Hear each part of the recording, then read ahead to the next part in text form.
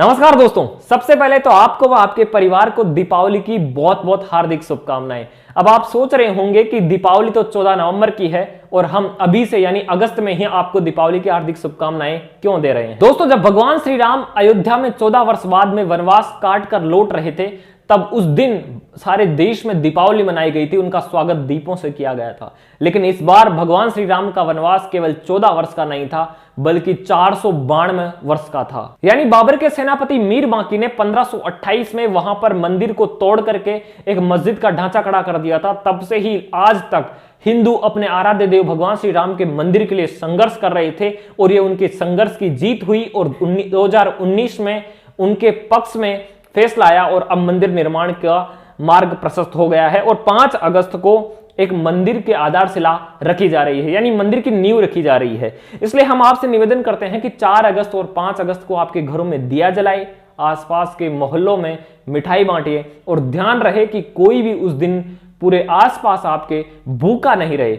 और आज के वीडियो में हम इतिहास के इसी सबसे बड़े विवाद के ऊपर हम बात करने वाले हैं और हम बात करेंगे कि राम मंदिर का प्राचीन निर्माण किसने करवाया था, सबसे पहले मंदिर का निर्माण किसने करवाया था और बाबर के सेनापति ने इस मंदिर को कब ढहाकर मस्जिद का निर्माण किया था, पहली बार हिंदू और मुसलमानों के बीच में वहां पर दंगे कब हुए और पहली बार अदालत में यह मामला कब आया।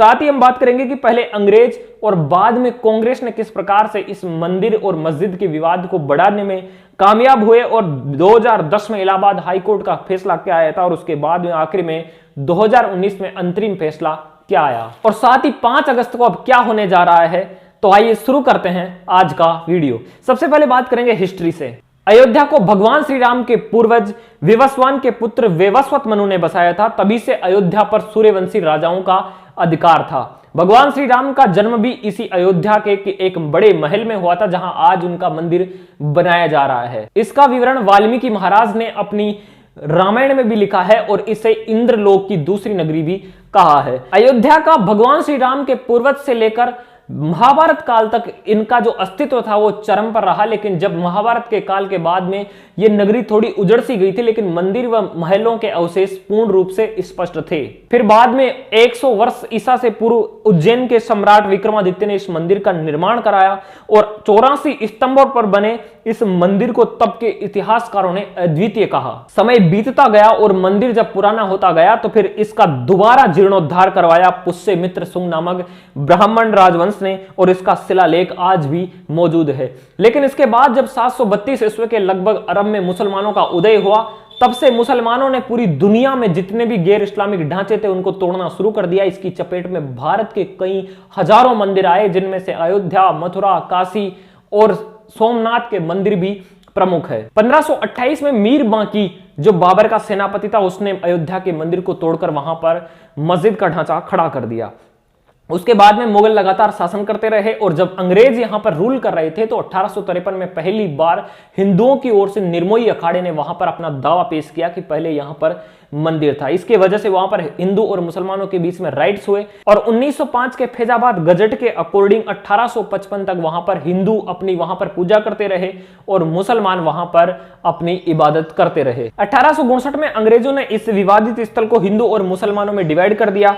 उन्होंने कहा कि इधर मंदिर में आप पूजा भी कर सकते हैं और मस्जिद के नाम पर यहां पर इबादत भी कर सकते हैं। जब 1885 में पहली बार यह मामला अदालत में पहुंचा तो अदालत में इस मामले को निपटाने की बजाय यह कोशिश की जाने लगी कि इस मामले को ज्यादा से ज्यादा क्यों उलझाया जाए, क्योंकि अंग्रेजों की नीति थी फूट डालो और राज करो, यानी हिंदू और मुसलमानों को लड़ाते रहो जिससे हम यहां पर राज करते रहेंगे। 1934 में एक बार फिर से दंगा हुआ और मस्जिद को इसमें थोड़ी सी चोट पहुंची, जिसके कारण अंग्रेजों ने उस मस्जिद का पुनर्निर्माण करवा दिया। 1947 में आजाद होने के बाद 1949 में इस मस्जिद में फिर से कुछ निर्माण कार्य हो रहा था। तब उस खुदाई के वक्त वहां पर मूर्तियां निकलती है और यह विवाद दोबारा सामने आ जाता है, जिससे के कारण नेहरू सरकार ने इस पूरे विवादित स्थल को ही ताला लगा दिया था, यानी इसको विवादित क्षेत्र घोषित कर दिया था। 1950 में अदालत से दोबारा पूजा की इजाजत मांगी गई, लेकिन कांग्रेस सरकार के तुष्टीकरण के कारण अदालत मजबूर थी और वहां पर हिंदुओं को मूर्तियां निकलने के बावजूद भी वहां पर पूजा नहीं करने दिया गया। 1959-61 में पहली बार मालिकाना हक के लिए मुकदमा अदालत पहुंचा और मुस्लिम पक्ष की ओर से सुन्नी वक्फ बोर्ड ने मुकदमा दायर किया। फिर 1984 में राम जन्मभूमि मुक्ति समिति का गठन किया गया और गोरखनाथ धाम के जो महंत थे अवैधनाथ, उन्होंने अपने शिष्यों को कहा कि पूरे देश में जाओ और ये जागरूक करो लोगों को और कहो कि आप सिर्फ उसी पार्टी को वोट दीजिए जो हिंदू के सब पवित्र स्थानों को मुक्त करवाएगी। और इसका फायदा उठाया लाल कृष्ण आडवाणी ने और इस आंदोलन की बागडोर अपने हाथ में ले ली और इसी दबाव के कारण 1986 में वहां से ताला खोलने की इजाजत दे दी गई और इसके विरोध में बाबरी मस्जिद एक्शन कमेटी का गठन मुसलमानों द्वारा किया गया। इसके बाद 1989 में मस्जिद से थोड़ी दूरी विश्व हिंदू परिषद ने राम मंदिर का शिलान्यास कर दिया, यानी वहां पर मूर्त लगा दिया। इसके बाद 1990 में आडवाणी जी ने रथ यात्रा निकाली और रथ यात्रा को बिहार में लालू की सरकार ने रोक दी और आडवाणी जी को गिरफ्तार कर लिया गया। और उसके बाद में बीजेपी ने केंद्र सरकार जो वीपी सिंह की सरकार थी उस समय अपना जो समर्थन था वापस ले लिया और उसके बाद 30 अक्टूबर 1990 को अयोध्या में पहली बार कार सेवा हुई और मुलायम सिंह यादव ने उन कार सेवकों के ऊपर गोलियां चलाई जिसके कारण कई कार सेवकों की मौत हुई। इस गोलीकांड के कारण ही 1991 के चुनाव में मुलायम को बुरी तरह हार गए और सरकार बनी भारतीय जनता पार्टी की और कल्याण सिंह को मुख्यमंत्री बनाया गया।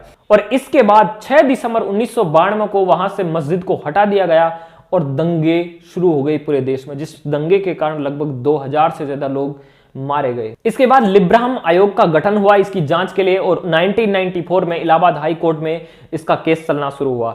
लेकिन विश्व हिंदू परिषद ने मार्च 2002 में अयोध्या में मंदिर निर्माण की तारीख की घोषणा कर दी। इस विवाद को सुलझाने के लिए तत्कालीन प्रधानमंत्री अटल बिहारी वाजपेयी ने अयोध्या समिति का गठन किया, लेकिन बातचीत से कोई रास्ता साफ नहीं हुआ। 2002 में कार सेवकों से भरे हुए रेल के डिब्बे को मुसलमानों द्वारा गोधरा में जला दिया गया जिसके कारण लगभग 58 हिंदू मारे गए। इसके बाद यह मामला बढ़ता गया और 2003 में पुरातत्व विभाग ने वहां पर खुदाई की जिसके नीचे वहां पर मूर्तियों के अवशेष मिले, मंदिर के अवशेष मिले। तब केंद्र सरकार ने कोर्ट से पूजा की मांग की लेकिन केंद्र सरकार ने मना कर दिया और 2003 में विश्व हिंदू परिषद ने अटल और आडवाणी की सरकार यानी बीजेपी की सरकार के ऊपर यह दबाव बनाया कि आप अध्यादेश लाए, लेकिन राज्यसभा में पूरी मेजोरिटी नहीं होने के कारण वो अध्यादेश नहीं लाए जिसके कारण भारतीय जनता पार्टी को बहुत बड़ा नुकसान झेलना पड़ा और 2004 के लोकसभा चुनाव में अटल आडवाणी का युग समाप्त हो गया और मनमोहन सिंह की सरकार आई। उसके बाद में लगातार 10 साल तक भारतीय जनता पार्टी सत्ता से बाहर रही और 2005 में कांग्रेस के वक्त अयोध्या में आतंकी हमले भी हुए और कई बेकसूरों की जान चली गई। 2006 में जब आतंकवादी हमलों के बाद अस्थायी राम मंदिर की सुरक्षा के लिए वहां पर बुलेट प्रूफ टेंट लगाने की आवश्यकता पड़ी लेकिन मना कर दिया गया कांग्रेस सरकार द्वारा। 2007 में कांग्रेस के युवराज ने कहा कि अगर 1992 में हमारी सरकार होती यानी प्रधानमंत्री नेहरू या गांधी परिवार का होता तो मस्जिद कभी नहीं गिरने दिया जाता। 2010 में इलाहाबाद हाई कोर्ट ने इस पर अपना फैसला सुनाया और विवादित स्थल को हिंदू, मुसलमान और निर्मोही अखाड़ों में बराबर हिस्सों में बांट दिया गया। लेकिन 2011 में सुप्रीम कोर्ट ने हाई कोर्ट के फैसले पर रोक लगा दी और तब से लेकर अब तक यह मामला सुप्रीम कोर्ट में चल रहा था और कई उठापटक के बाद आखिर 2019 में 9 नवंबर को सीजेआई रंजन गोगोई की अध्यक्षता में यह फैसला हिंदुओं के हक में लिया गया और आखिर में सत्य में जयते का ब्रह्म वाक्य फिर से साबित हुआ कि सत्य की ही जीत होती है।